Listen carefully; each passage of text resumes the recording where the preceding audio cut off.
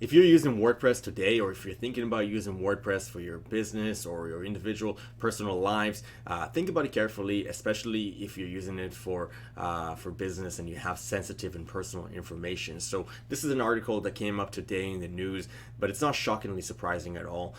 It is, however, surprising coming from Facebook in a way. So Facebook, like many other developers out there, has a plugin that integrates with WordPress, and many people have this plugin. I think about 500,000 people or 500,000 websites have installed this specific plugin at least, and this plugin is now deemed vulnerable or exploitable. It allows attackers to be able to gain access to your WordPress website and do whatever the hell they choose to do with it. So it doesn't matter how good your password is. It doesn't matter if you have two-factor authentication or if you installed a firewall plugin on your WordPress website. Having this plugin in place and not updating it today will allow an attacker to get into your WordPress website and do whatever they want with it.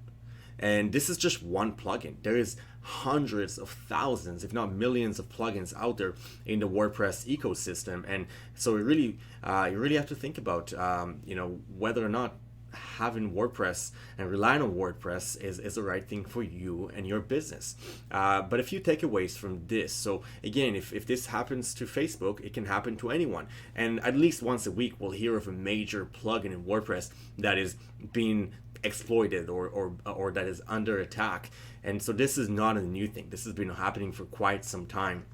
And attackers are constantly looking for ways to get into our websites and take them hold them for ransom, or steal sensitive and confidential information, and so on. So a few takeaways from this. One is let's reduce the plugins. Let's before in the past it was great. You could install a plugin to do just about anything. If you wanted a Twitter feed, go ahead and throw a Twitter feed plugin. If you wanted to be able to customize the back end of your website, there is a plugin for that. But today, let's make sure we're doing the opposite. Let's reduce the number of plugins that we have installed on our website. The more plugins, the higher the risk, the wider the attack surface. And so reduce the number of plugins. Update and update some more. You need to update WordPress at least on a weekly basis. The main WordPress system files themselves, but also the individual plugins. So about once a week, you should go in, run an update on all of the above, and get somebody to do it for you. If there's some plugins that your developer told you that cannot be updated because they hacked them or they modified some of the code, you probably need to get rid of those plugins as soon as possible.